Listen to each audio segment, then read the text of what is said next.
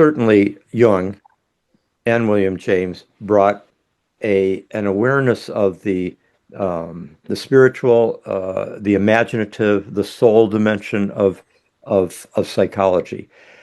But Hillman, he thematized it. It became like a basic, particularly in revisioning psychology, that as much as anywhere else, that became it was a sort of a manifesto on behalf of what he regarded as soul, also what he regarded as soul making, which is how he started the book with the original preface. In that preface, he has a powerful statement, like basically asserting that all true psychology has to be a depth psychology. It has to be about the soul. It has to have a depth dimension. It has to involve the importance of the human imagination, and that where there is not soul in psychology, then it shouldn't be called psychology. He said we should call it things like statistical studies or social anthropology or cultural journalism or um, animal breeding.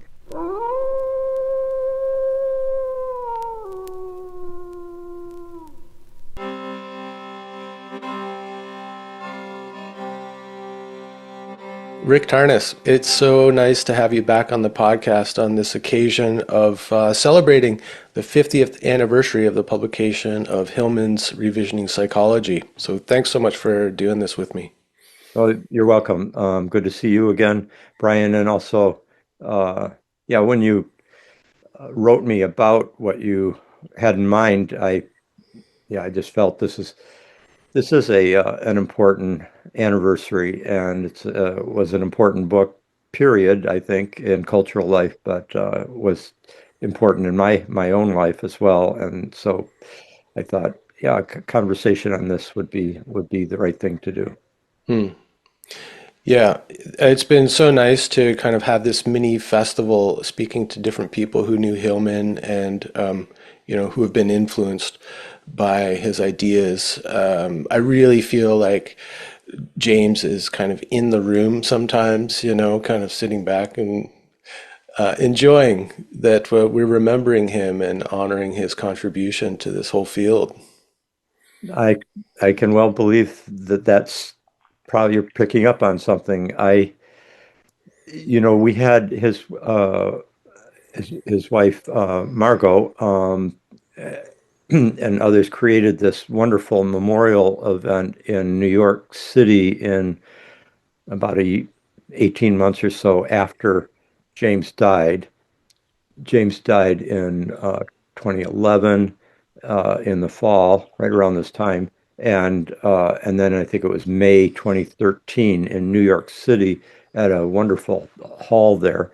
There was a memorial tribute that was held for him with many wonderful speakers, both people from his people from his family, but friends, colleagues, etc., going back many years. And it was a special event. And but she asked me to start it off with a.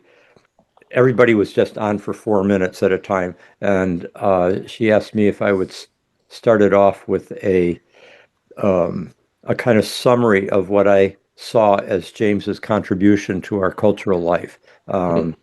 and like what his legacy was in that way, or what just in general a kind of summary of that aspect of him. And I thought that's great. Four minutes to like pack this in.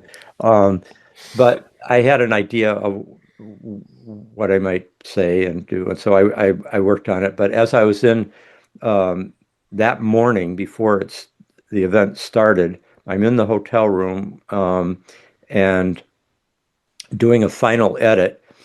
I always kept in mind James's idea of what for him was ideal writing, which is the whole idea is like make it tight, make it right. By which he kind of meant like basically every word has to count. Choose your words very consciously. No, no no fluff, no fat. Everything's got to be really really lean and intentional and artistic. I mean, he was an artist with language.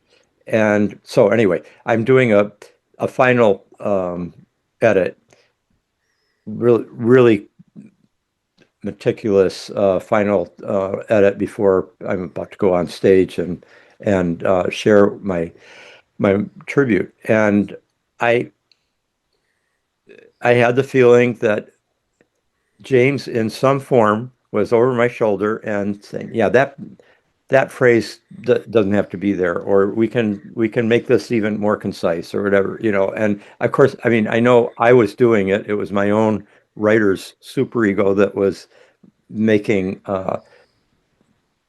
judgments, but at the same time, um, part of that writer's superego had come from interjecting James.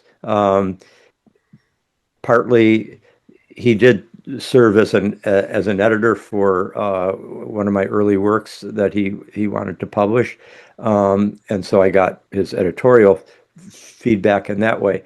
But also just how he is as a writer is a kind of constant teaching to Mm. other writers. And then the third thing is that he spoke about his writing process in either personally to me at times or in a public seminar lecture, and so all that I was also in the back of my mind. But all that being said, I still had the sense that, as many people do after someone passes, that they are present, continue to be present.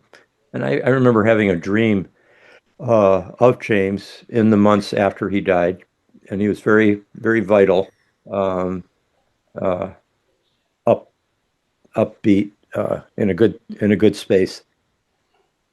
Mm. Anyway, um, Yeah, yeah, I just got an image of him kind of leaning over your shoulder with his like hawkish gaze and just kind of exactly, going, Rick, cut that out. Come on, get to the point, man. Like, you know. exactly, right. I mean, it was my own. Um, it was, as I say, it was my own sort of writer's judgment that was making those assessments, and at the same time, a lot of times, yeah, at the same time, I felt it was his voice, and it could be, you could see it just in a kind of non-transpersonal way, that it was just my having internalized James's voice, you know, and hearing him and internalizing his strictures, his principles of writing and so forth. But at the same time, it felt a little more than that. And in any case, it came out probably with an additional finesse that I owe to James. Hmm. Well, I'm curious now. We've had 50 years of revisioning psychology and, of course, his subsequent works of his ideas and his influence. What do you think his contribution was or Well, is? yeah, Yeah. um, he did many things. I mean, of course, the the famous um, summary statement of him that I think I put it incorporated it into the very beginning of my tribute, just to honor what has generally been understood about him, which is he uh, he brought soul, and even the very word soul, into the conversation of the discourse of psychology in the 20th century. Now, Jung, obviously, and William James brought soul and spirit, uh, which can be understood in a number of different ways, as James uh, taught us his particular version of it, very bifurcated. Spirit's one thing, soul's another thing. Other people see much more of a continuity or overlap or even identity with those terms. But in any case, um, certainly Jung and William James brought an awareness of the spiritual, the imaginative, the soul dimension of psychology. But Hillman, he he he thematized it. It became like a basic, particularly in revisioning psychology, that, as much as anywhere else. That became it was a sort of a manifesto on behalf of what he regarded as soul, also what he regarded as soul making, which is how he started the book with the original preface. We might talk about at some point the difference between the two prefaces, that because he contributed wrote a later preface for a later edition in the 90s. But he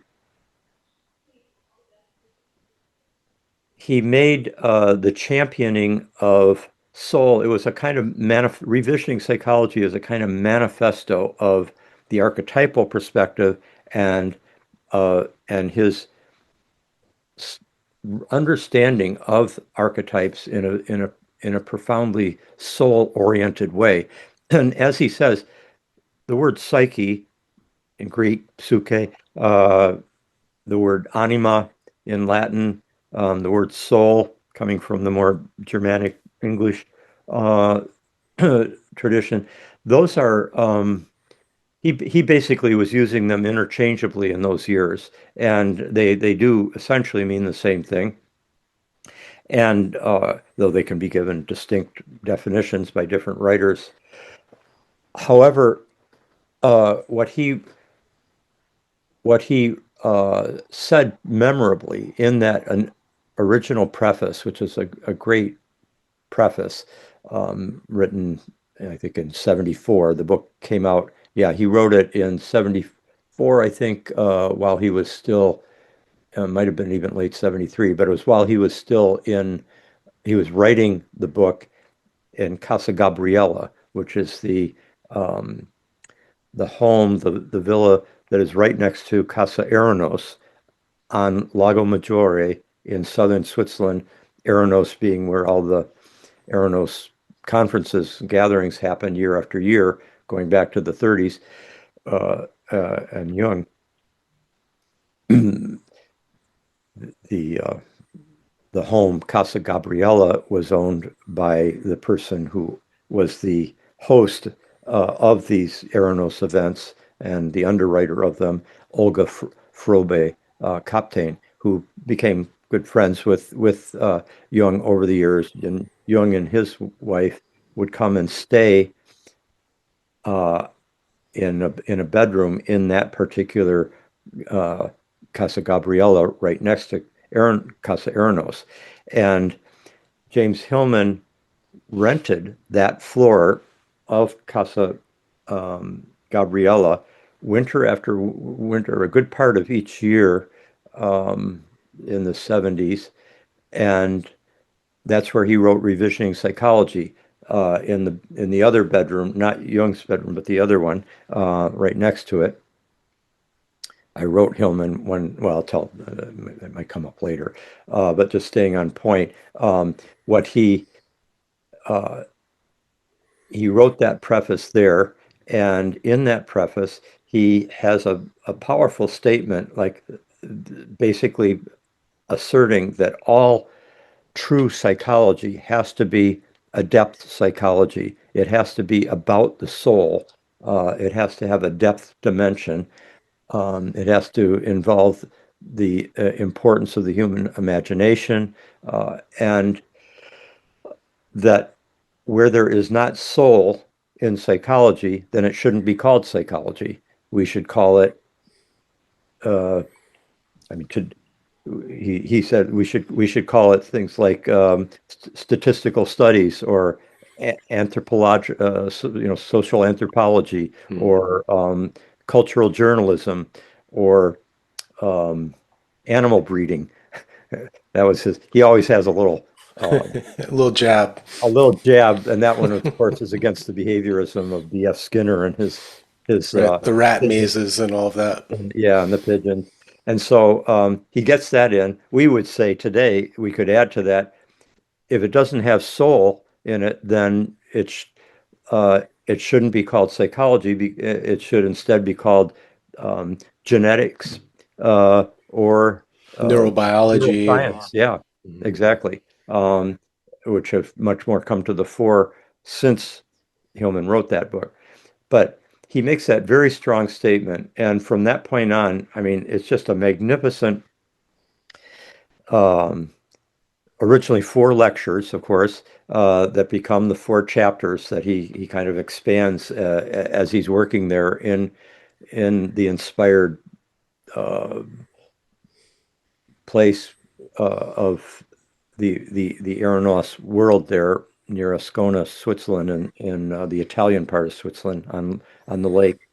And The well, appropriately Italian side yes, and of well, Switzerland, right? Not the Germanic side. exactly, Yeah. yeah, yeah. And as he said over and over again, psychology needs to go south, by which he meant south over the Alps, um, down to the Mediterranean soul-oriented cultures rather than the mind-spirit cultures north, what he felt was like the German Protestant or perhaps to some extent British as well. But he wanted the rich soul, flavorful, Yeah, there's like embodied. more fertile soil for the soul in the south. Exactly. Yeah. Something like that. Yeah. Yeah. So anyway, that was he So a put it major out. contribution was bringing soul back to psychology and also to the wider world. I mean, his work was really instrumental in what I think of as the soul revival of the 80s and 90s. You go back to some of the popular books back then in the self-help psychology world, and everything had soul in it. Seed of the Soul, Thomas More's Care of the Soul, Hillman's own Soul's Code, Yeah, which he and wrote partly as a Oprah talking about soul and all of that. Yeah. right. Yeah, that was James's had a huge um, part in that, and I mean, obviously Thomas More was Hillman's student, and really, I mean, Tom's got his own originality, and at the same time, he had a very powerful kind of download from working with James, and then managed to do it so well in terms of reaching a very wide public. I think that helped inspire James to write a book that would be more accessible to the public, namely the Soul's Code. Well, his other books tend to be um, more demanding of the reader, Yeah. uh, either and and not so much because they're technically clinically demanding. I think probably a lot of clinicians might have found Hillman's Hermes-like mercurial way of moving through different uh, perspectives and dimensions of reality with kind of effortless trickster kind of quality that they would find it challenging as well. But he he he really did. There was a time when I remember looking in the 90, sometime in the 90s at the bestseller list, just how, Chicken Soup for the Soul. And Yeah. I mean, it was just, you almost had to have soul in the Yeah. title in order to get a big contract from the publishers. So yeah, and then he actually did go on to Oprah once himself, I which know. was I've been trying to track down a recording of that. uh, It's been hidden. Oprah isn't sharing it. I think because it probably didn't go as she would have liked it to go. Like Hillman showed up and was Hillman, right? yeah. I think, I mean, James is so self-possessed, or was in whatever situation I saw him in, that he of course acquitted himself as James Hillman. At the same time, I had the feeling that he wasn't particularly comfortable in that environment. It wasn't kind of his scene. Yeah. Like Tom Moore was so good at that. He's so genial and accommodating Yeah, and generous and all of that. You know, he will hold your hand, and he's got that kind of personality. yeah. But James, I just he just No. couldn't go there. Exactly. So he did that, and I think the point you're making is not only did he bring soul back into the discourse of psychology, but he also, as it is, he also kind of liked to be known as the person who especially brought um, psychology out of the consulting room and into the larger public arena. Now, he was not the first to do that in any sense in terms of the longer depth psychology tradition. Certainly, Freud and Jung had a lot of works that were addressing big Right. cultural issues, civilization, history, and so forth. Uh, both of them did a lot. So did Wilhelm Reich, for that matter. Uh, Hmm. but there is a way in which James brought his particular edge to that task with and was very successful. And in fact, you could say that he was so successful at that that he more was able to appeal to uh, non therapists that Yeah. outside the clinical profession. It were the literary people, it was the artists, it was the The architects. yeah, Hmm. architects, it was political journalists and so forth. He he was able to reach a public that was quite outside of the clinical sphere. And I think, there's a way in which he was at bottom a kind of modernist literary figure. Hmm. Modernist, I'm not saying modern in the mainstream traditional way, but modernist in the sense that his big influences are people like Yeats and Wallace Stevens and James Joyce and so forth. And he really had taken in. I mean, he was interested in writing a novel in the early years, and it was just that was, I think, his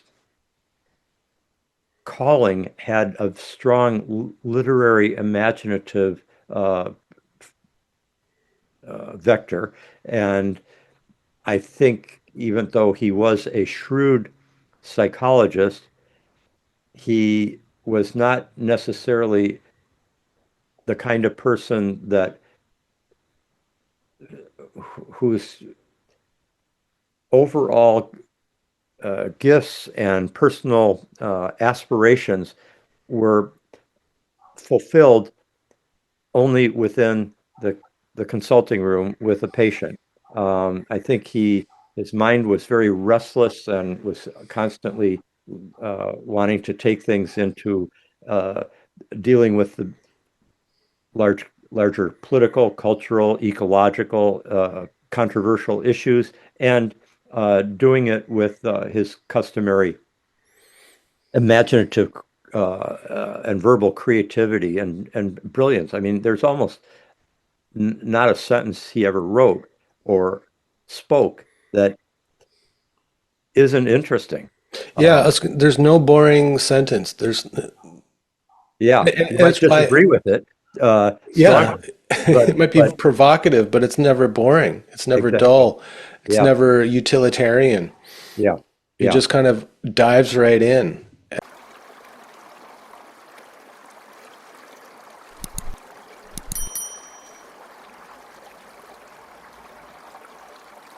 Jung also had his own kind of outreach to the general public, right? With books like Man in Search of a Soul, Yeah, modern man in search of his Modern soul. Man in Search of a Soul. And I think like what Hillman did was really take that seriously. You know, he references that statement and he says, you know, we are really all modern people in search of soul. And then he made that his the core of everything that he did, and he never strayed from it. I mean, it's soul all the way through. All it did was move from the individual into the world. Yeah, and he redefined soul in ways that Right. were particular to him. I mean, he could even now this is a tendency that James always had. I mean, he told me, for example, that he didn't like to read books all the way through. I mean, sometimes like I've got certain tendencies as a reader where uh, not only will I read if I am reading a book that I am finding good, I will tend to read the whole thing. Um, and if if I'm finding an author to be really significant for me, I will often like I don't know Tolstoy or Dostoevsky or uh, Freud, Jung, etc. I want to read everything they wrote. Kafka, Salinger, etc. Yeah, Uh, I'm the same. and but James liked to dip into a book and sort of capture what he needed from it and then run with it.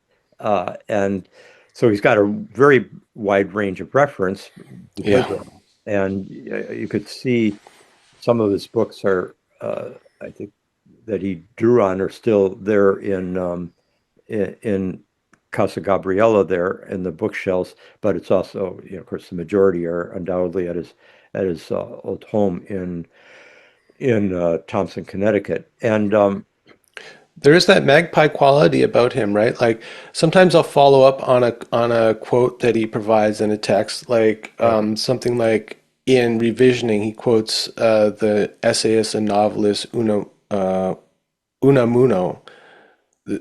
the yeah, Spanish writer. And then I'll follow up and go look at the text that he was drawing from. And he's just like a magpie, just gone in and taken this one piece out that kind of served his purpose, but disregarding maybe the overall context of what that book is about. that's great. Can you say more about that particular case off the top of your head or Well, I was kind of surprised when I found the source text. I went in and I said, "What? God, I can't even imagine Hillman like reading this whole thing." But he's plucked out this like beautiful little paragraph that supports his own argument.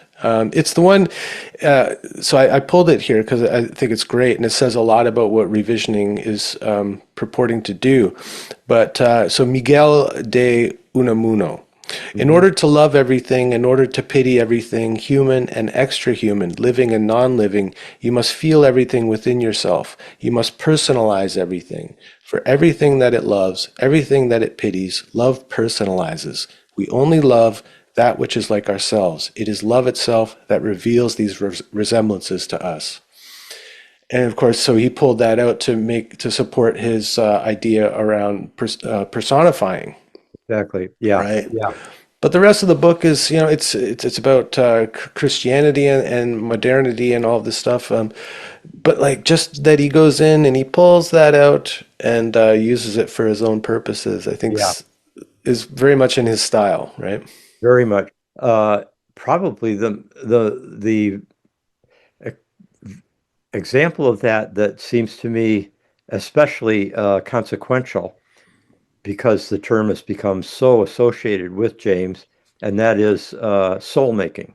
Keats, yeah. Um, I think people were not talking about that word, that term, soul making, hyphenated, before James's opening paragraphs of revisioning psychology. And so he's quoting from a letter that Keats wrote in the later years of his very young life, um, uh, and to a letter that he wrote to his brother. And it's the quote that James pulls that this world is a valley of soul making, and uh, then he talks about this being superior to what and he was typical in that time of a Christian perspective, um, where the world is not so much for soul making as it's a place where we'll be redeemed from by Jesus's return. And Right. It's a veil of tears. Yeah, but Keats just had a strong sense that more's going on with Yeah. those tears, more's going on in that veil than simply a atonement and redemption fantasy. Yeah, that's But what I love about it is because he's saying, okay, yeah, let's take it as yes, it is a veil of tears, a veil of suffering, this world, but then he takes a step and he says, well, what's that for, or what use can we make of that? And he said, well, the use of it is to make soul. yes, exactly. Now, what James mean takes from that and runs with it for the rest of the book is his version of living the life of soul that involves cultivating the imagination and learning to discern and forge a kind of psychological perspective that permits us to have uh, a soul enriched life and perspective. And he's quite against, James is quite against anything that is talking about building a strong sense of selfhood or something like that. Or like,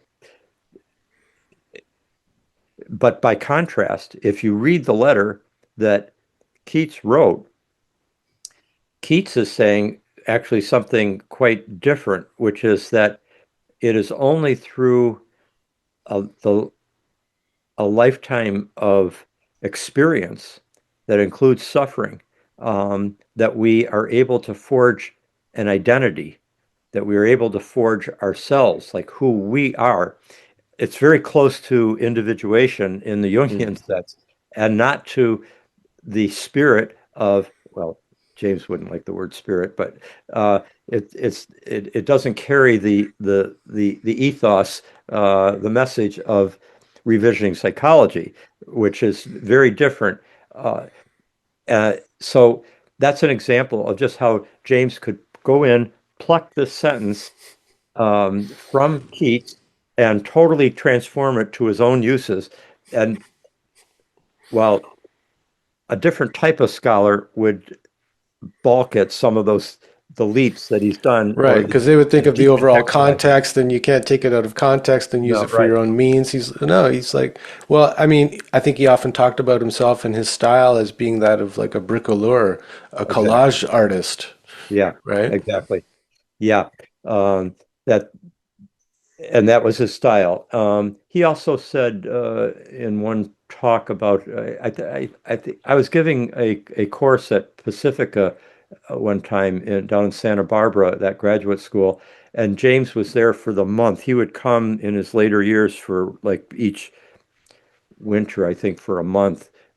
He would be kind of the guest distinguished um, mentor of Pacifica, and he would come in and out freely with different courses that he felt interested in. And he came one night to speak to my class, and I remember him talking about how he saw him. He was a double Aries. Would sit as he talk about. He's got Sun Moon conjunction in Aries, and he said, "I feel like I'm m making my way through uh, life on the prow of a ship, and I'm kind of it's a pioneering movement. It's going forward, uh, and it is also kind of unconscious of the consequences of my force while moving forward. And I don't know if he said, the corpses in its wake or something like that, but that was kind of the implications that he, Damn the torpedoes, yeah, just yeah, yeah, and some of the people who might have gotten hurt in the process, or yeah. had their uh, yeah, had some sense of being critiqued in a way that they might not have felt was fair. But yeah, he was conscious of that side of himself.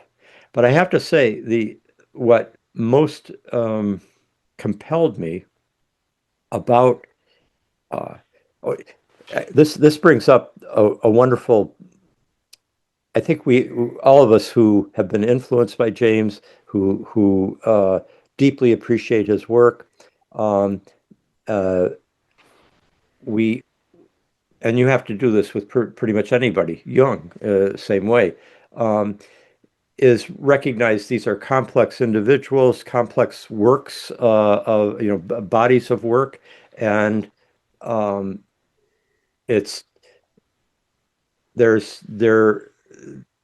that complexity has light and shadow. There's going to be things that one disagrees with, or that you one might that he might have been completely um, mistaken about or distorting of in his view of something in order to make this other point. I mean, for example, he was a master of magnifying the shadow of something that he didn't like, and kind of capturing it uh, with a with an image that allowed his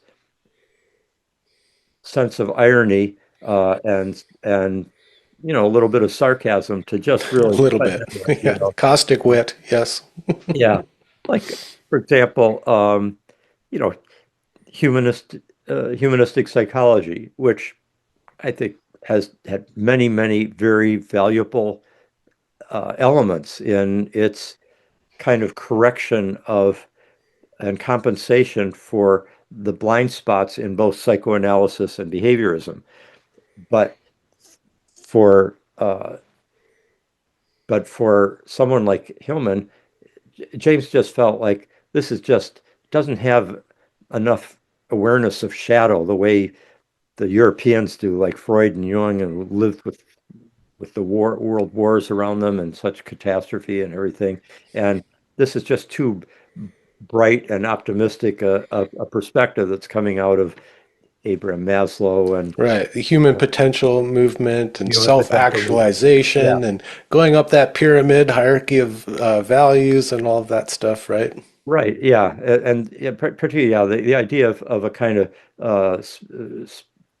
personal self-realization, and the tinges of kind of spirituality that would make him uncomfortable, Yeah. and what he and so how does he kind of talk about this in revisiting psychology? He talks about uh, that what he has in mind for psychology is just not what they're doing with the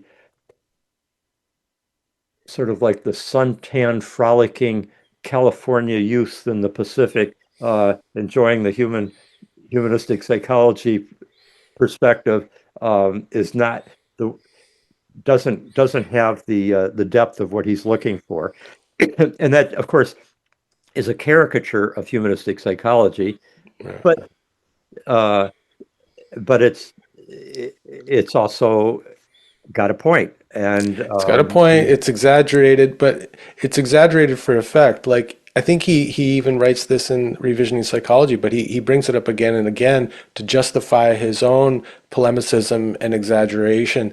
I forget who he quotes, but some writer he says, if you're going to write it's not worth anything unless you exaggerate. Something like that. Might have been Lorca or someone that he's quoting there. I think, well, let's see. He said, unless you take on two-horned topics, Oh, yeah. yeah, that's one.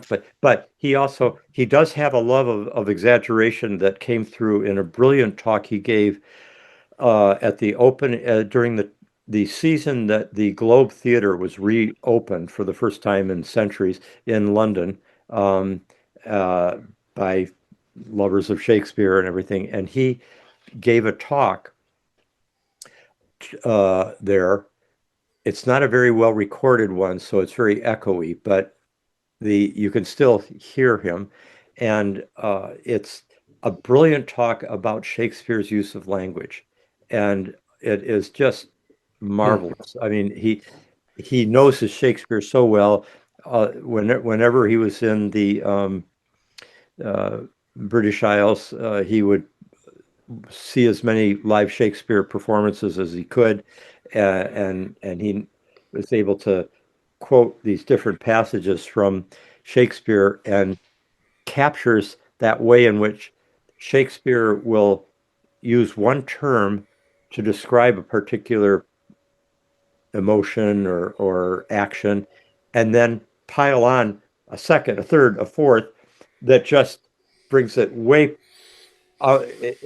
it's just brilliant how Shakespeare does it, but it's also got this quality of exaggeration and that and magnification of the effect, and it's rhetorically very effective. And Hillman clearly learned a bit from that. But Yeah. where I was going with this idea that you and I are, I think, have dwelled on here, which is that James is a complex person, writer, thinker, etc.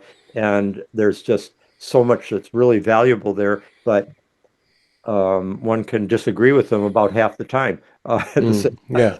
Yeah. And so it reminds me of this wonderful sentence from Virginia Woolf, where she said, uh,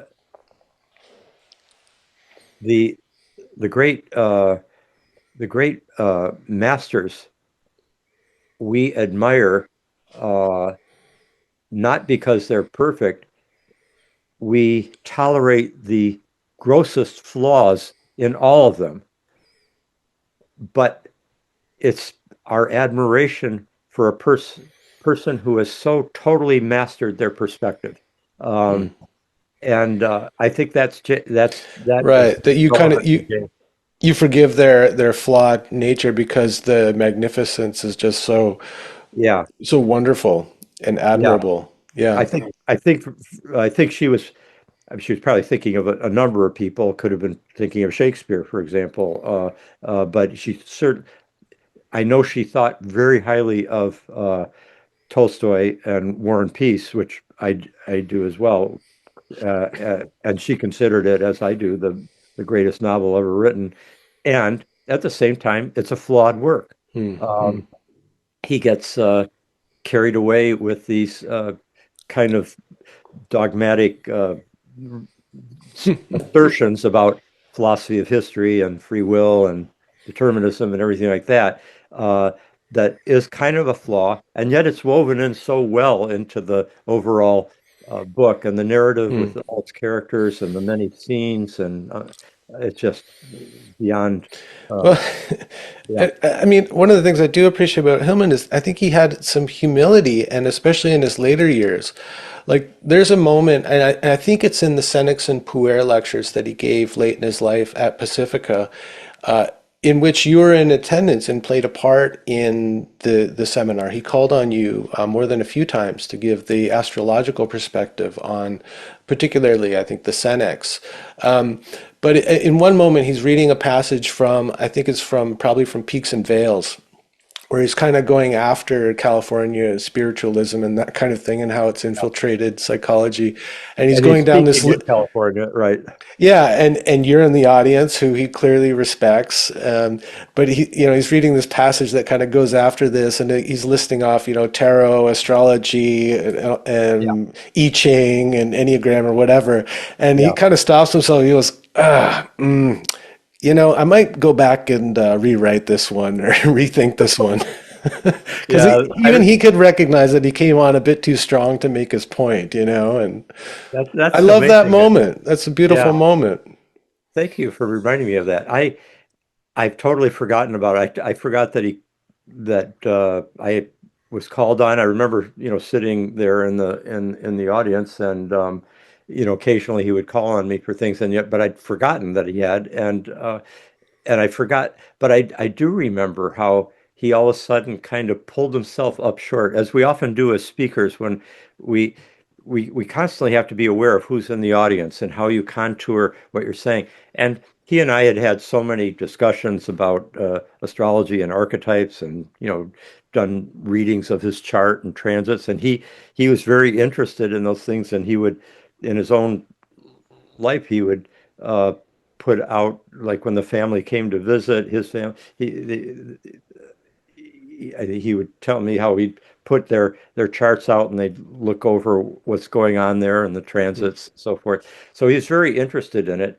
He never came to a completely coherent, uh, let's call it epistemology and cosmology, that was able to, he astrology was for him something that was such a helpful prompt to the imagination, Hmm. um, and could focus it onto this particular archetypes at work and so forth in a helpful way. And at the same time, he had a hard time. He didn't.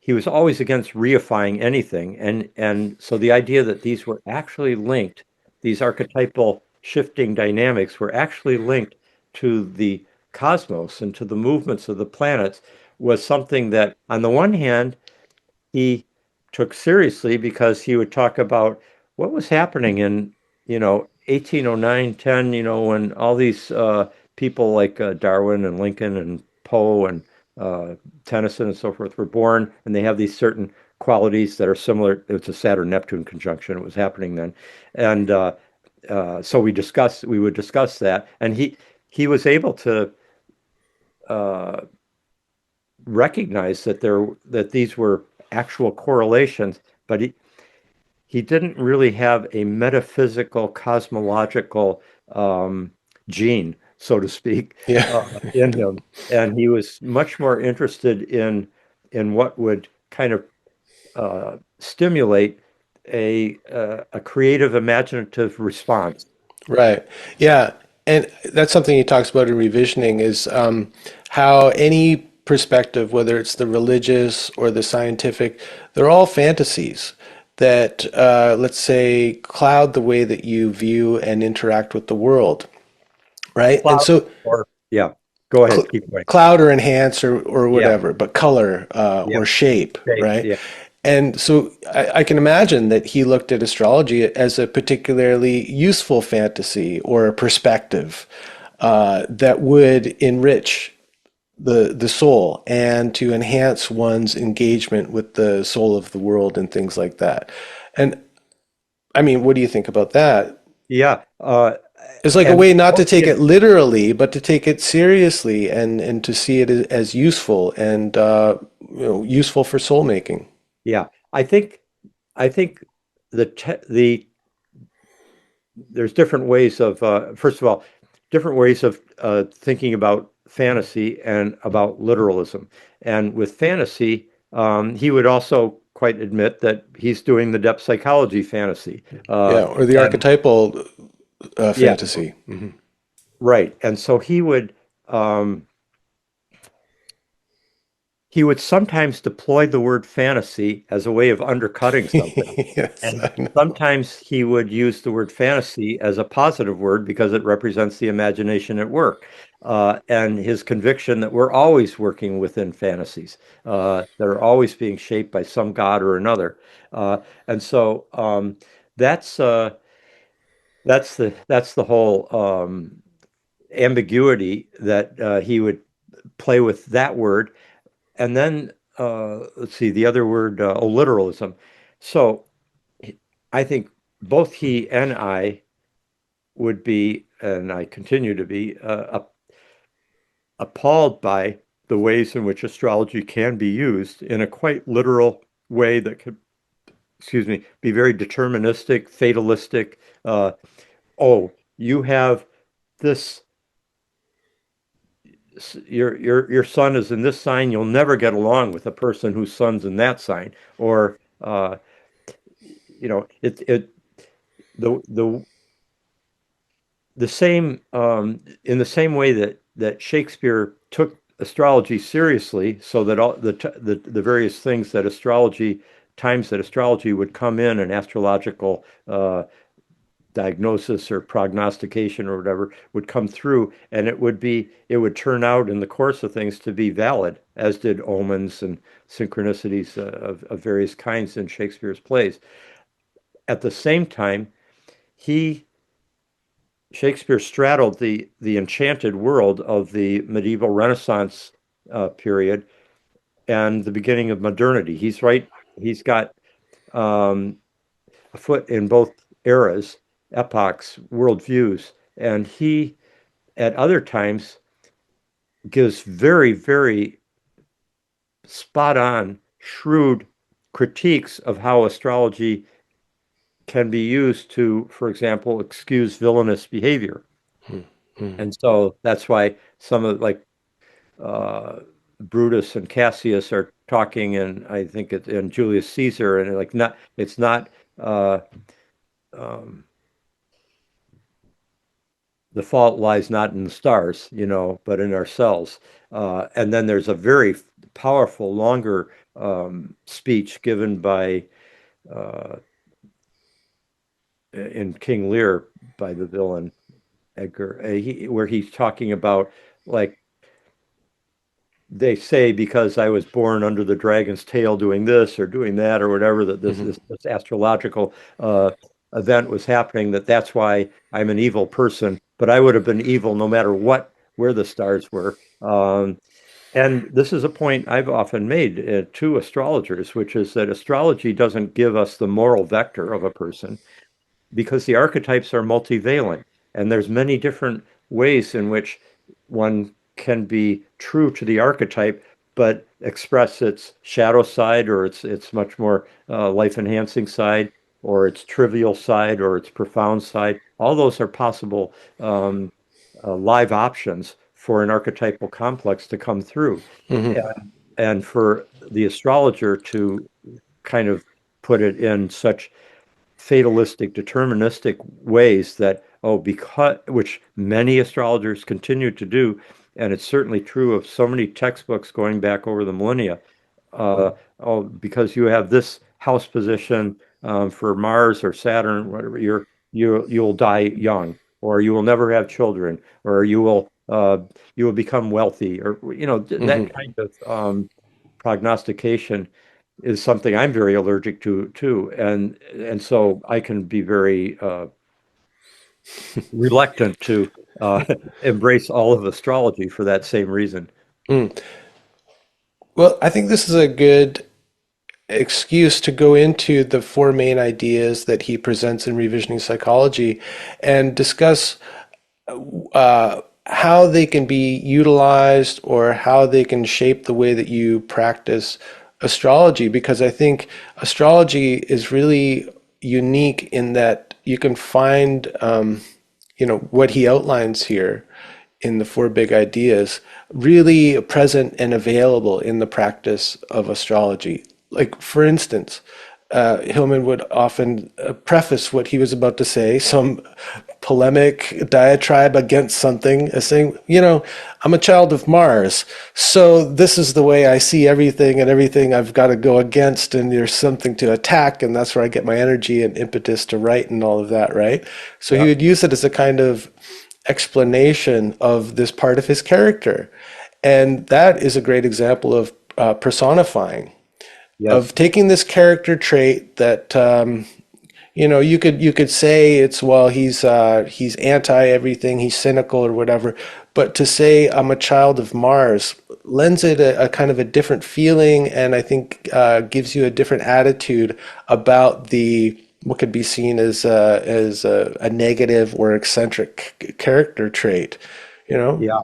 Yeah. That's good. He's got a kind of I mean the person in a sense the Unamuno quote that you were bringing that you were bringing in from Hillman that was particularly talking about I think the person being the bringing into your personal being, but the person, as you're saying, personalizing and personifying are distinct in a way. Mhm. But the personifying that Hillman's doing is it's Mars. It's a figure. It's a personal deity. And There's all these stories about, and Mars has relationships to or Aries has relationships to Aphrodite, and so yeah, it's related, it's relational.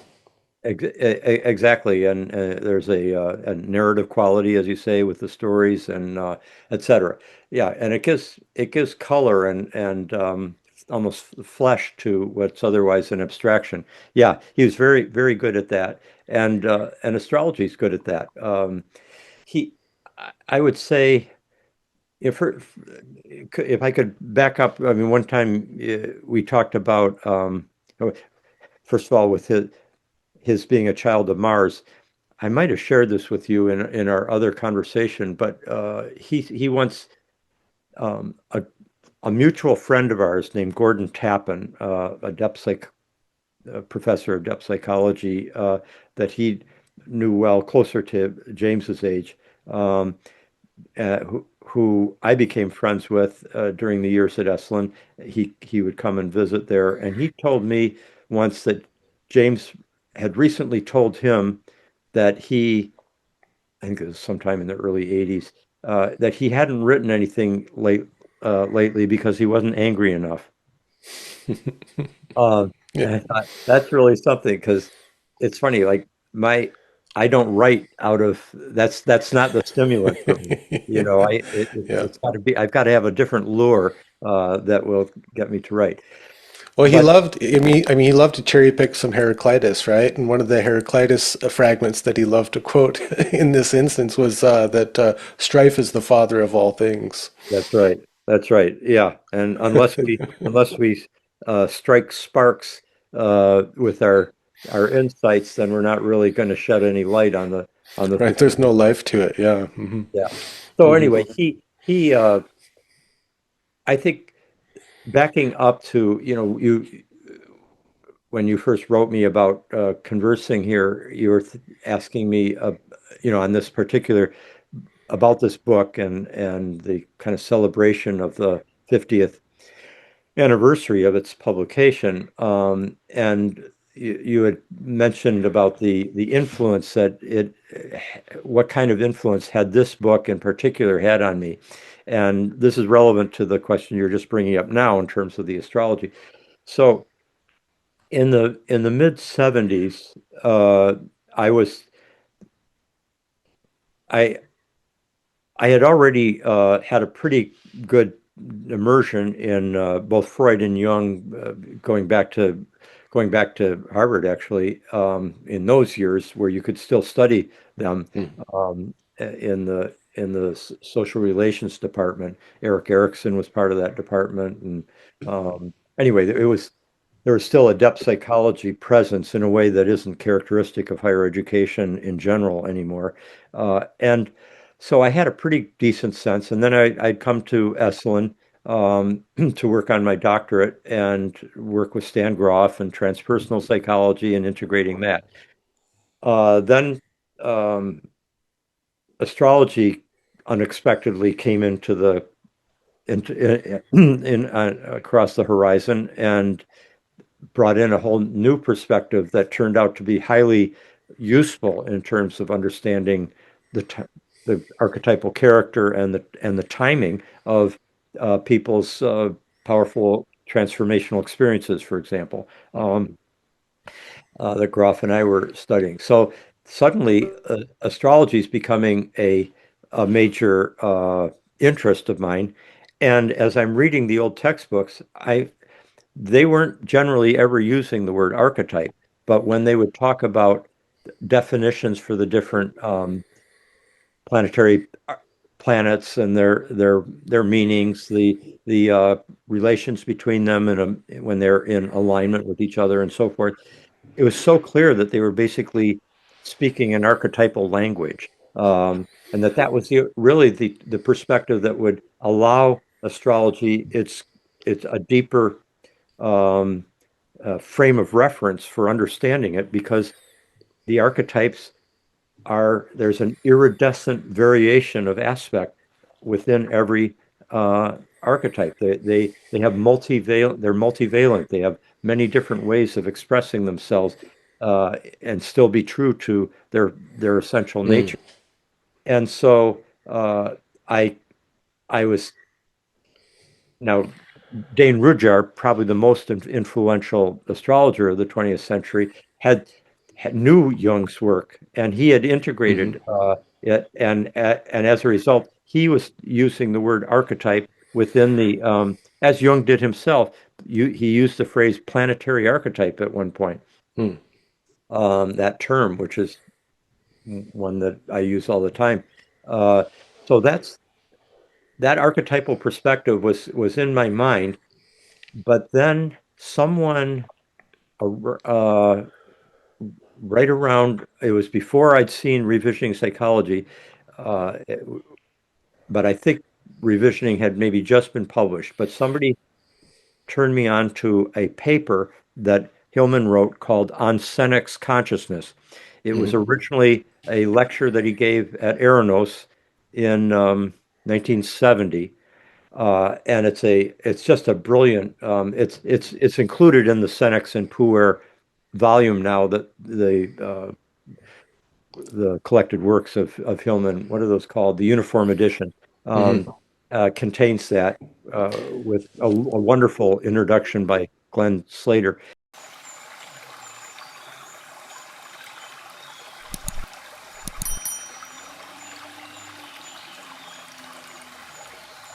So I look at it was like a photocopy of the essay I think it was when it was published in probably Spring Journal 1970 or so. And it was I had never read before or since an essay that was quite so illuminating of one archetype seen through many lenses and applied to many different areas of human experience and culture and so forth, and with such style, with such um, panache and effortless shifting from one, from a religious reference to the God of our culture, Yahweh, God the Father, etc., to Kronos and to the Senex, Senator, Senior, Senile, all the different, and his play with words and everything like that. I'd never seen anything like it, but particularly although he brings in the fact that this is, part of the astrological and alchemical traditions, the esoteric traditions, he he's not writing as an astrologer per se at all. Mm-hmm. He's writing as a man of culture, and I think this particular archetype, as it kind of revealed itself that time in spring of 1969, I think, when they first went to he and Pat Berry and Raphael went to the Warburg Institute in London, April 69, I think it was. And as for him, that was kind of the founding moment of archetypal psychology, when it gave him a place where he had the creative leverage to bring forth his version of kind of post-Jungian psychology that would be more focused on the archetype than on the individuation, more on the polytheistic psyche rather than the tendency towards the monotheistic. Though Hillman, to his great credit, also published a wonderful response to his own call for an archetypal psychology that would be polytheistic against the monotheism of the kind of Jungian von Franz Ettinger lineage. And he published Kathleen Rain's response to that, the wonderful British woman of letters and great insight, Raine, Kathleen Rain, and Blake Scholar, among other things. Um, Mm-hmm. and she pointed out in her response, which Hillman published as the editor of Spring Journal, she pointed out how both monotheism and polytheism have a place in uh, in a depth psychology, and that both have have important insights to give us. So I Yeah. appreciate that James could entertain the critiques as well, and publish them if they were well thought through and worthwhile. Yeah, and if you go back to David Miller's The New Polytheism Yeah. book, which includes that psychology monotheistic or polytheistic Hillman essay, I think the conclusion that he comes to, or the recognition is that we can be, what would you say, psychologically polytheistic, but religiously monotheistic, in that I can worship one God at a time while maintaining this polytheistic worldview. And he points to someone like Ficino, who was imaginally very polytheistic, but it practically, due to a number of reasons, not only his own faith, I think, but pressure from the society, was very monotheistic and Christian in his religion. Yeah, and of course Ficino was a Platonist, and the first translator of Plato into a European into Latin. He Ficino was also bringing up somebody like informed by Plato, who also was both monotheistic and polytheistic. He would he would talk freely about the different gods and the different archetypes, the different transcendent ideas and forms, capital I ideas that were not just human ideas but cosmic divine ideas. Uh, he would talk about these in their multiplicity, and at the same time, there was a kind of supreme highest uh, principle, uh, the good, capital G, or which was also equivalent to reason for him, capital R, and identified with the sun, which is a very frequent solar. The solar is often a symbol of the highest God. Yeah, So he yeah. did. Ficino Well, had that. yeah, yeah. And I remembered I had pulled this passage from the fourth chapter on dehumanizing, which speaks directly to this, and I think sums it up in a nice way.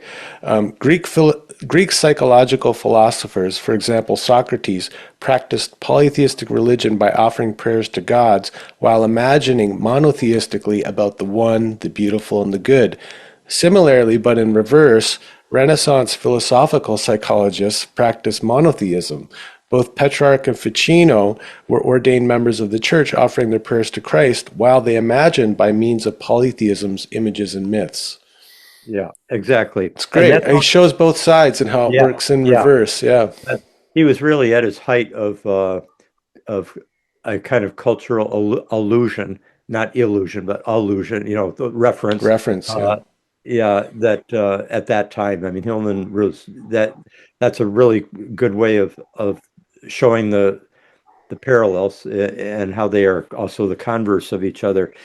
I think that getting back to that was the first thing I read by him and Senex, and I was so impressed by his feel for how an archetype works and can express itself. And it, Right. uh, And it's complex and he's not prescriptive about it or diagnostic about it, yeah, but it's just giving you this whole varied picture. yeah. I mean, he does. There is a kind of diagnosis in that he's diagnosing Western civilization as being Senex dominated by a particular version of it in the form of the Christian God, and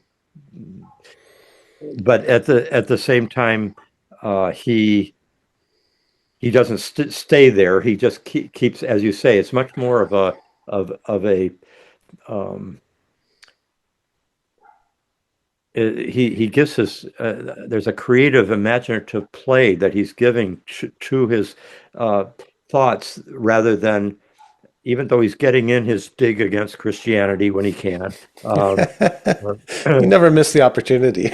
right, right, Or but against guru culture, the fantasy of the wise old man, including Jung. And I mean, yes, yeah, yeah. He did do a wonderful weekend seminar on Jung himself, on what's valuable about Jung back when Jung was getting the most bad publicity from, like the Richard Knoll books and uh, the Jung cult. yeah, Yeah. the distortions that Hillman. But he just pointed out how if you kind of are hero worshiping or Jung and making him into this amazing um, prophet, religious prophet, mystic kind of person, the way there were some tendencies within Jungian or New Age world to do that. He said you're going to call forth this kind of shadow response, and this is what Yeah. happened. But he to his credit, he gave a marvelous summation of all these ways in which Jung, for him, was invaluable. And of course, most of the things that he's most valuing in Jung are the ones that James, is carrying forward in himself. Uh, Yeah. I think, is that the one? I think it's entitled In Defense of Jung. yeah, that sounds right. Yeah, I mean, he Yeah. probably gave it more, he did more than one version of it, but I went down to Santa Barbara to listen to him do a weekend on it, similar Mm. to the Senex and Puer weekend that he did years later. I think maybe yeah, maybe 10 years earlier than the Senex and Puer one. And like interestingly, I believe it's in when he's at least the recording that I've heard of it.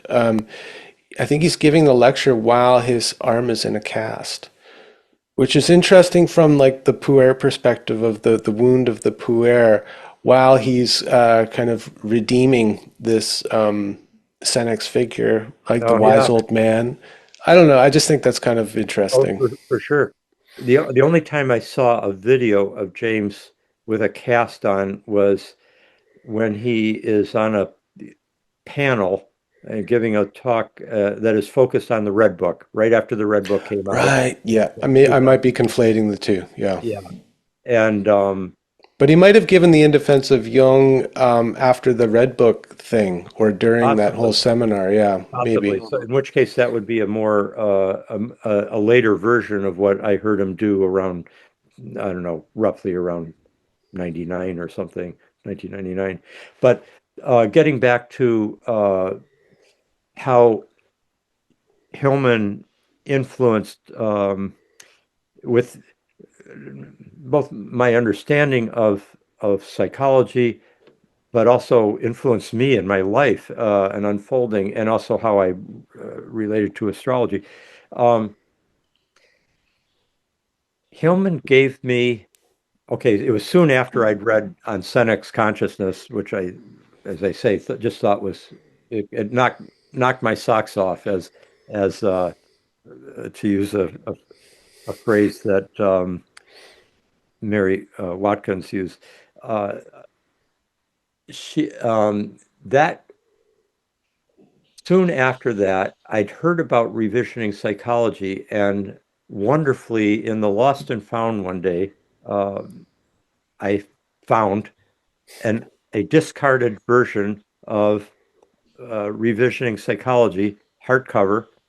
Still have it over here, and I started reading it, and I remember reading it for much of would have been 1978, I think, when I did the deepest reading in it the first time through, and sitting in a field where my in Hawaii, where my brother was cultivating fruit trees and so forth, and I just hour after hour just reading it there, and it had a huge impact on me. I was going through my Saturn return at the time. I was 28 years old, and in some ways, Hillman, that combination of Senex and Puer he carries uh, with the creative and rebellious Puer, um, and but the authority and the cultural grounding and And intellectual. the steadfastness of Yeah, the Senex, you know, yeah. like He never really, diverging from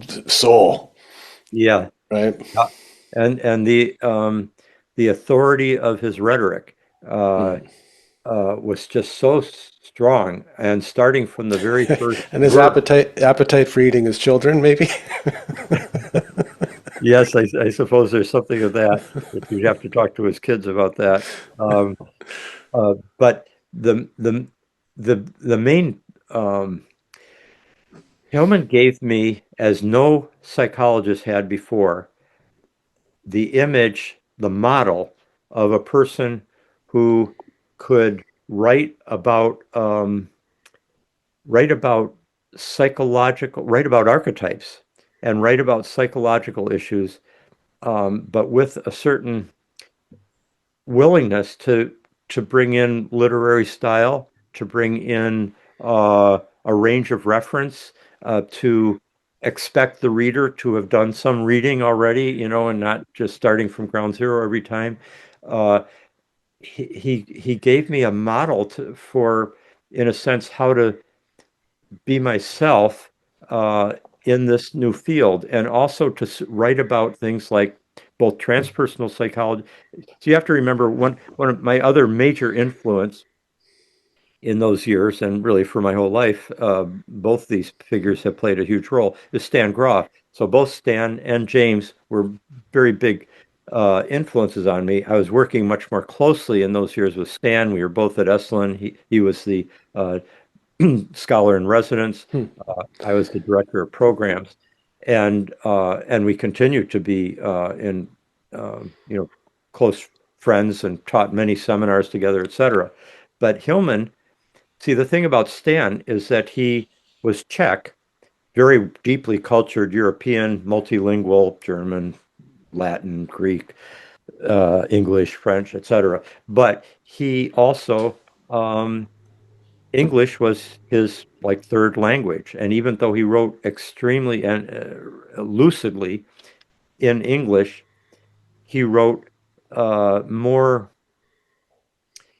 without the same uh, deftness, DEFT, deftness that somebody like Hillman, for whom English was his first language instead of his third language, Hillman could use plays with words. He could make literary references that brought in resonances in just an implicit way without him unpacking it. He could he could have a certain ease with irony that you have to kind of be at home in the language from. It's got to be your mother tongue in some ways to be able to do that quite as well as Hillman could. And so Yeah. Hillman gave me uh, that model of being able to be a writer, not just an instructor kind of. Right. Yeah. It's like the difference between utilitarian use of language and an artful use of language. Yeah. And Hmm. Hillman was an artist who I mean he was, I mean, many people have commented on it, Robert Bly and others, about how he had this um, uh, poetic literary quality to his language that you don't see in psychology hardly ever.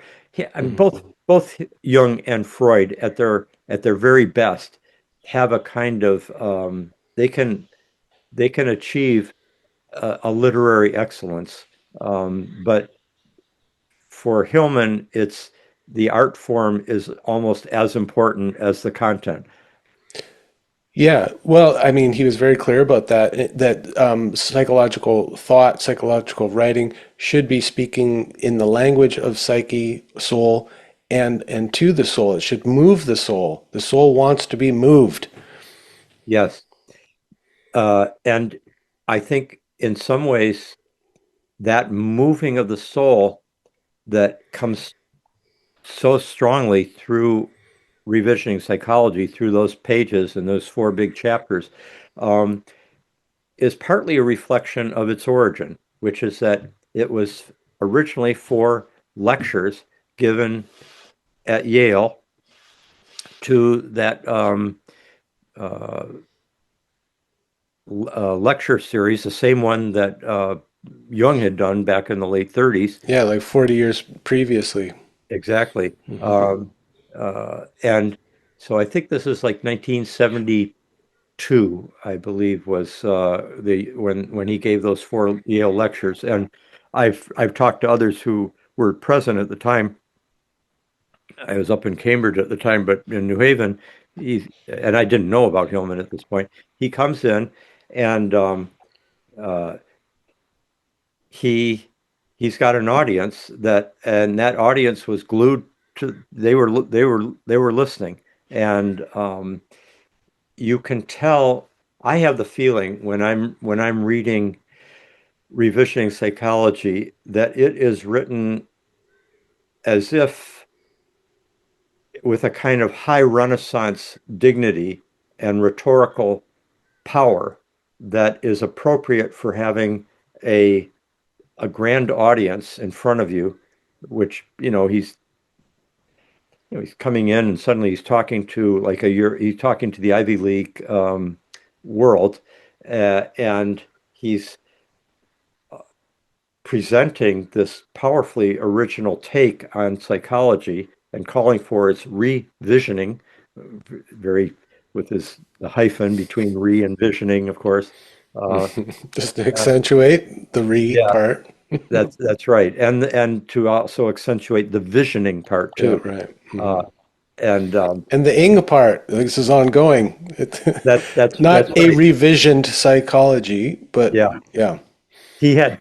I mean, a side note, it's very typical of Mercury retrograde, which he is born with, to go over things, to revise, to Mm. reconsider, to rethink, to revision, Reiterate.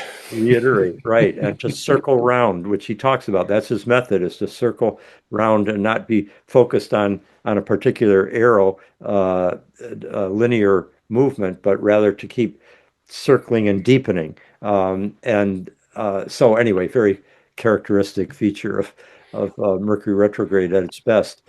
But my main point here is just that this the for me the impact of that book is partly, I think, the result of his having found a persona at that moment, giving these four lectures. He's pretty young then, 1926, so he's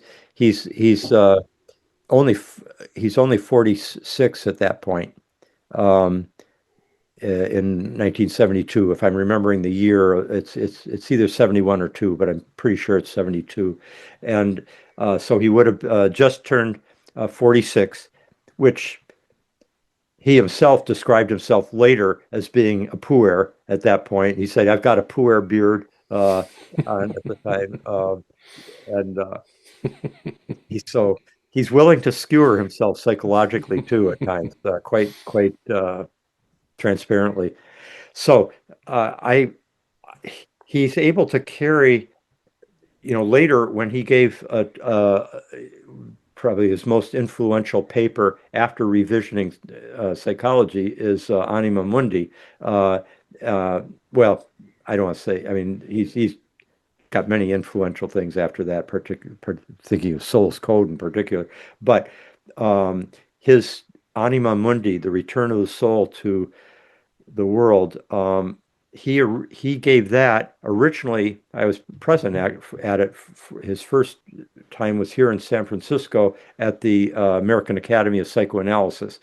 I had the feeling that his talk went over the head of many psychoanalysts in the room. It was pretty challenging in a way for their whole way of thinking. But then he gave it in a series of places, of other places, as he always would, developing it each time. And then he gave it in its kind of, I think, most mature form as a talk in Florence, um, and where I believe he was also that was the time he was also like given the keys to the city as a kind of, you know, way of honoring him for all the ways he honored the Italian Renaissance.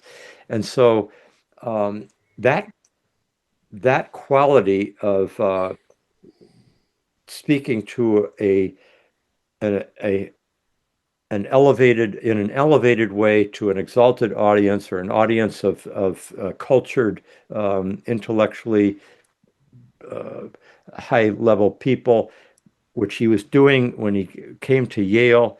Uh, that carries through the whole book. The book is not an intimate book in the way like it's you seldom have the sense that he's just in having a conversation one on one with somebody. He is speaking to the world. He's speaking to history. He's speaking to with a I mean with his occasional bringing in of a Latin uh, term or saying like oh the one about playing to play seriously. That's what we're going to be doing. And but he commits himself to, like, he asks for the gods' help. He kind of invokes them. He he's really. I just felt that in that book more than any other time, he attained this kind of very high level of rhetorical potency that was partly maintained by the literary excellence of every single sentence in that book. So I've always that that just the form as well as the content of the book had a big impact on me from that point on. Hmm. Yeah, there's a kind of a pattern to it too. Like in every chapter, every time he introduces a new big idea, almost immediately he feels the need to talk about, what the status quo has been, or what he's speaking against, or what he's trying to subvert. It's there at the like he comes out of the gate with that Marsian attack on what is, and assuming that everyone in the audience is kind of a part of that whole collective way of seeing things and way of practice and all of that that he's always trying to Yeah. subvert. I mean, the kind of confidence and the chutzpah that it takes for him in 1972, like he's really it's his coming out party. Like he's just coming back from Zurich, coming back to America after this time with Jung and at the Institute, and he's coming back and he's like he's staking his claim in American soil on the East Coast where he's from, and to come out with that level of audacity, confidence, humor, like the confidence to be humorous and to be playful while Yeah. making this big statement. I mean, where did that come from? Like, he couldn't have been giving that many lectures of that scale before. I mean, I can imagine him lecturing at the Institute to smaller groups, but like, man, Well, Aranos, every year he would speak at Aranos, starting in the mid to late 60s. Certainly by 67 he was doing it. And there he's speaking to an august audience. Not only happening in the month of August, but it's an august right. audience of scholars, people who know Jung very well, people who are generally older than him too. And I Okay. I spoke to a person who was there in those years and oversaw the the two casas, Casa Aranos and Casa Gabriela, who told me she was still kind of the caretaker of the place as late as 15 years ago, and she told me that Hillman was kind of like the the brilliant new young person on the block that was also, he was too brilliant for to be rejected entirely by the old guard, but he was also a bit of a threat to the old guard too. Right. He's like the enfant terrible Yeah, yeah. coming So out. there He's was that. brilliant, but he's like problematic, but he's too good to Yeah, disregard and yeah, yeah. I mean, and he's carrying Jung so strongly at the same time with his own rebellious defiance against the uh, well, let's just put it, the what he kind of talks about is the theology part of Jung that Ettinger and von Franz tend to take up. And so yeah, he all I'm saying though is that I think if you read like on Senec's consciousness is one of those Hmm. Aranos lectures, and there's a lot of panache and chutzpah in that one too, in a way. But Okay. So he was kind of honing his chops, building steam in Aranos over the years, and then he yeah, lands. I think he gives lectures over in Chicago as well. Hmm. Probably might have been the University of Chicago in years prior to this. But it's particularly. I think you're. This isn't taking away from your point, though. It didn't. My main point is that here is that it didn't come entirely out of the blue, Hmm. and a lot of the I think the confident force of his style in saying these things is also coming from the hundreds of discussions that he had with the group there of his friends and fellow archetypal psychologists who tended to have nightly symposia of drinking and arguing. Um, Right. and I think you he Hmm. developed a certain with these smart people who also would push against him. He developed his own strength with that Right. continuing matrix that was kind of honing his abilities as a communicator. So I think that played a role too. Yeah, But right. He didn't do it in isolation. That's an important point. Like, as a musician, when I think about like any musician who came out as a kind of a firebrand, changing the way music was done, like a Dylan or a Hendrix or whoever, Beethoven, yeah, they were always part of a scene, and the yeah, scene was people foils for them, people to push against, people to inspire, people to kind of pump you up, or and then one maybe emerges out of that and rises to the forefront. But when you look at the biographies of those people, there's always that scene where they kind of incubate this kind of fully realized version of themselves within. And so very you're true. right. Great to point that out, that he was part of that group that were, especially like Rafael Pedraza, so apparently far-reaching in the leaps that he would make, that I think he inspired some of that in the others to like think beyond the bounds of psychoanalytic thought.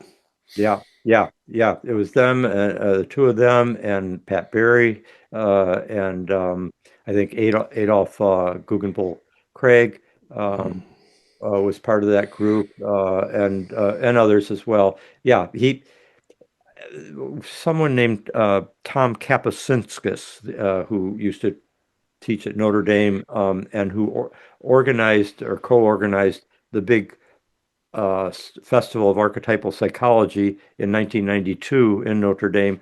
That was the first big conference honoring Hillman and his work, and that's a whole interesting event and story in itself. I mean, so many people were there and at each other's throat, as well as it being a very vital, fertile event. Robert Fly and just all the major archetypal psychologists were there. Is But that the one where Pat Berry gave her account of the yeah, origin? Okay, yeah. yeah, that was quite a, and she gives the history in such a way that you're really able to see how much it was how much what we regard as archetypal psychology isn't just James, it's something that's coming out of a matrix.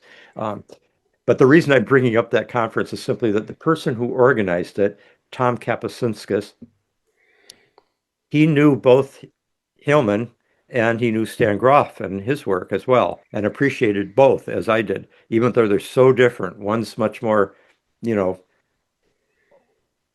connected to the shamanic and the transcendent, the mystical, the Eastern Asian influences and so forth. That's Groff. Well, Hillman is so, you know, we're in the Hellenic lineage of Western culture and that the great imaginative Western tradition, the Western uh, cultural tradition of the imagination is so central, and Hillman's so against transcendence and um, unifying everything, Yeah, etc. mysticism and metaphysics and all the Yeah, rest of it. Yeah. yeah. But Tom could recognize the value of both brilliant geniuses. And what he said was, I remember we were going for a walk during that time that we were there together in Notre Dame, and Tom said both Hillman and Groff have both a kind of have a certain eros around them, meaning that they're not working alone. They draw people in towards them and they are drawn towards other people. And it's just as Groff had his huge international transpersonal conferences with scientists and shamans and mystics and psychologists and economists, everybody coming together in this almost festival of progress psycho-spiritually progressive thinking and practice. Well, so would Hillman have his, but with a very different, uh, even though they both overlap, they both they're also two of the psychologists who recognize that both Freud and Jung have great insights to give us, and it's just not one versus the other. So anyway, I appreciated that insight about the eros. They're both carrying eros and logos together, which, in a sense, Socrates did, who's kind of the original guy who's it's the Socratic argument and so forth, and having his all his philosophical questing discussions but it's always in a community. It's always with other people, and Plato's dialogues are capturing the fact that everything is in dialogue with others. It's not. Right. He's in the agora. Yeah, He's not exactly. writing away at his desk in his monk cell or something. Yeah. Exactly. Yeah. So that I Mm. think also helped to forge Hillman's voice and his capacity to stand up for an opinion that, in this case, he knew he had allies that he'd worked these things out with, but these allies were also counterpoints in which he was also having to push his argument against somebody else's in real time, and that also forges a certain strength as a writer. Well, I'm being conscious of the time, We're and you just know, about to our mark. Yeah. I had this fantasy that we would go through the four big ideas and you would reflect on them and how they influence your practice and things like that. I think that's out of our scope today. Yeah, I think we covered a lot of territory for anybody who listened this long and would be interested. Yeah. What I want to do is in preparation for this, I wanted to get into, Rick Tarnas's world. So I went back and listened to the lectures that you gave at CIIS, I think back in like 2012, like shortly after Hillman's death. You gave a course on Hillman archetypal psychology and used revisioning psychology as the kind of the framework for that. And it's really in depth, and you've been so generous to release it all on your YouTube channel. So I can always point people there. Like if you want to go more in depth and into the specifics of the ideas and all of that, that's a great resource. Oh, thanks. Yeah, thanks. I remember, yeah, I gave that right after I originally had given it in 2008 um, for the first time, and then in 2012 they recorded it and posted it on. I think yeah, it must be on YouTube. It might be on the Archetypal View channel of YouTube. Uh, Is that not your channel? no, it's Chad Harris's, but Oh, okay. Chad's somebody who used to, back in the 90s, he used to record all the Grateful Dead concerts, and then he started coming to lectures at CIS, and he recorded all of That's my lectures great. for years. I was very honored. Oh, Wonderful man. and just like when I was younger, I was happy that people were recording and releasing bootlegs of my favorite artists. Now, as I become a depth psychologist, I'm really happy that people like Steve Stein and I guess Chad had recorded a lot of these lectures and exchanges over the years and made them available. It's just really helped me deepen my understanding and my appreciation for the ideas and also where the ideas come from, which is the people. Yeah, there's a lot of resources out there now that just weren't available 20 years ago because of the internet and posting videos and so forth. It's really great. Um, yeah, those it's 5 lectures. I was very honored when I first told James I was going to do a course on it. He was very encouraged. He said, "You really know my work well, so I'm glad you're doing it." And I was very honored by that. You got the Even though blessing. he knew that I didn't agree with everything, but that he would say, but he knew that I um, honored what he was saying and would not distort it in presenting it. Because I think you need to if you're talking about a thinker or a writer, an idea, you don't want to come in with an imposed negative critical judgment. You need to first enter into it from within, Hmm. and use your sympathetic intellectual imagination to convey how they were conceiving of their project and what their ideas were, before you might get into putting it into a perspective. I do, in the course of those 5 lectures, put it into an historical perspective, a cultural uh, history, and so forth. But I really tried to convey as accurately as I could the the greatness of James's contributions, in that way, particularly using revisioning psychology, as you say, as my entering. I think that was the main reading, that because it was a 5 week class, Hmm. and I didn't want to add too many things. They probably read a couple of other things, but not too much more. Yeah, I think you assigned revisioning and on-Senex consciousness and anima mundi, That makes which sense. is which Three is a week. lot, which is a lot for a one credit course. That's that's true. But it was a graduate seminar. That's a lifetime of ideas in there, you know. Very true. That's because of Hillman. It's a lifetime of ideas. But I mean, even Dick Russell, who wrote the 3 volume biography, he told me that he found those lectures helpful for him, as because he wasn't a depth psychologist particularly, but to help clarify certain things that he was seeking to understand as he was writing the book, writing the biography, the 3 books. Um, so yeah, I'm glad they were recorded, and that they're out there. That would have been 13 years ago. Hmm. Yeah. Let's let's finish on this. Now, one of the things that I've been thinking about is like this past year was what, the 100th anniversary of Jung's birth, 150th, 150 of 1875 to 1925. 2025 even. Oh, sorry. I got you. 2025. Sorry. Yeah. Yeah. Yeah. So 150 anniversary of Jung's birth, a lot of celebration. And then that actually triggered me to, I'd been revisioning psychology with Glenn Slater earlier in the year, and I go, since 1975, that's 50 years. I'm like, why isn't there a celebration of like the friends of Hillman who are coming together to talk about the work and about him and honor him and all of that? And I reached out to a few people and they said, no, we haven't heard of anything going on.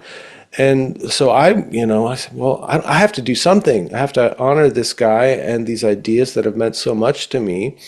But what is it about Hillman? Because, like Stan Groff, for instance, I know people in the holotropic community, and it is a real community. It's vibrant. There's like people are thinking about legacy and how to carry on the work, and there's organization and all of that, training and everything.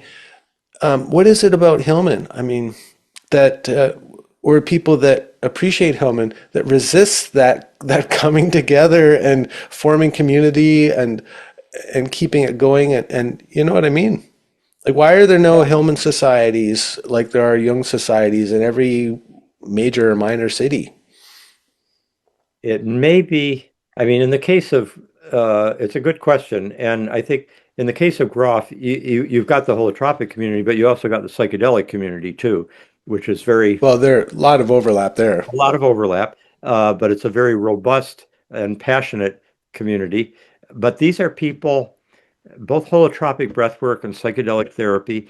Um, there's a lot of people who have felt healed in a very, as a result of their working with Stan, in person very often, and so many uh, like breathwork sessions, group breathwork sessions of like 200 Right. people at once around the world, et cetera. And he's done it for years. So there's so many people out there who are kind of cathected to Stan as a healer, as well as a visionary psychologist. Uh, and he's also got that quality of um, uh, he he's a very big-hearted, warm presence, patient, etc. And Right. James was He's like often the not good patient. father that we can all project onto, and like, yeah, I Yeah, got well, you. James can be could be pretty pointed, uh, and didn't suffer Right. anybody he thought was a fool. He did not suffer them kindly. Right. You go in for a hug, you might get an elbow in the ribs, or hey, bud, Yeah, back off. Yeah. yeah, Well, we're speaking on Jove's day, and so Stan sounds like he's very jovial. yes, that's right. He does have a very strong Jupiterian quality, and definitely James had James had both puer and senex very strong. Of course, we all do, but yeah, uh, he could he could be very sharp. Mhm. The child of Mars, as he said. But that's not the. I don't think that's the. I mean, Because Jung Jung could be could be difficult, formidable. right? Yeah, Yeah. he was a difficult personality. He could be very formidable, very off-putting. Um, Hmm. uh, Part of it's I don't know if we've necessarily seen the all that may unfold out of the Hillmanian legacy. Um, it did surprise me. It may take like the third generation people like myself to pick that up and to That go, yeah, that's I quite want to true. connect with others around these ideas, right? Well, you've done a very good job in what you're doing right here, and that's why I agreed to join you. As I thought, yeah, this is a worthwhile thing to do. And there's in terms of 150th and then 50th that you just mentioned. Um, Hillman Young is born in 1875, and then Hillman is when Young is 50 years old when Hillman is born. Right, in 26. Yeah. Yeah, in early 26, Jung is still 50 years old because Jung's a Leo. He doesn't turn 50 until July 26th, 1926, or that's when he turns 51 rather. So he's 50 when Hillman is born, and then when uh, So when Jung dies at age 85. And then 50 years later, in 2011, Hillman dies 50 years after Jung died. So basically, Jung was 50 years old when Hillman was born, and then Hillman died 50 years after Jung died. And so so this Hillman's is, birthday will be next year, that's right. So 100. that's right. So that could be a very good period for an honoring of him. But it takes a person who is a an organizer. Hmm. Uh, Which I'm not. yeah. Well, you organize your podcast, which is great, but it'll take somebody, and it could be that the generation that was most kind of knew Hillman and engaged with him in that way is getting a little, I'm doing this. I'm writing a few things, my books that I want to get done before I pass away. But I'm now 75 and not geared up to organize another big conference. I have organized a few big conferences in my Hmm. life, and it's a big deal to do. It's a big commitment, and I don't quite have that energy at the age I am. But there are people perhaps who are out there who could do it. Pacifica has also gone through some. There are some people like Glenn at Pacifica who really know Hillman really well and value him. But a number of the people who were carrying the Hillman's legacy at Pacifica have retired now, Hmm. and there's kind of been changes in the administration and so forth. I don't know. I'm not quite up to. I used to teach there a Pacifica lot. it seems definitely less Hillman focused. It's changed a lot. Yeah. Yeah. So So I that think we that can't rely on Pacifica to pick this up. which it would have in another era. I mean, in Yeah, fact, it for did sure. in like the big 2000 fest what was it called? Psychology at the Threshold Yeah. conference. It happened in Santa Barbara at UC Santa Barbara, but it was still really a Pacifica And organized event. and that woman who used to do what was it, Dallas Humanities? They did the Hillman Symposium every year. I think That's she's right. passed away, or Oh, okay. well, Would they're that have not been doing the Joanna Sprout? symposium anymore, right? Not that I know of. Yeah. Joanna Sprout, I think her name was. Right. That sounds right. Yeah, she invited me to it 2 years in a row, and it was happening right as my courses are right when I'm teaching, and I just couldn't make it. Back then, everything wasn't online yet. We were Mhm. in person, and I couldn't fly there and get back on time. So I missed out on those, but I would have liked to have been there. Well, let's hope that something But I putting it mean, out there. is it not kind of fitting? Like Hillman himself was an outsider, right? And I think who he attracts are people like myself who always feel kind of like outside. I could never fit into a Jungian group. I could never totally fit into the yoga group. I could never fit into the ayahuasca people group. Any of these groups that I've kind of gone into and had experiences, and as much as I've taken away things that have lasted for me in terms of like fitting into that one group, I could never do it.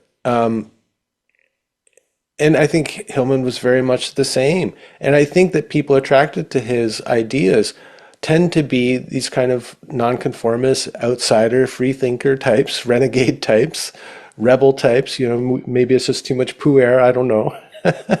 But so maybe it's just the nature of the ideas, and they're so iconoclastic and so yeah, Yeah, no, I think subversive and yeah, there's something to that.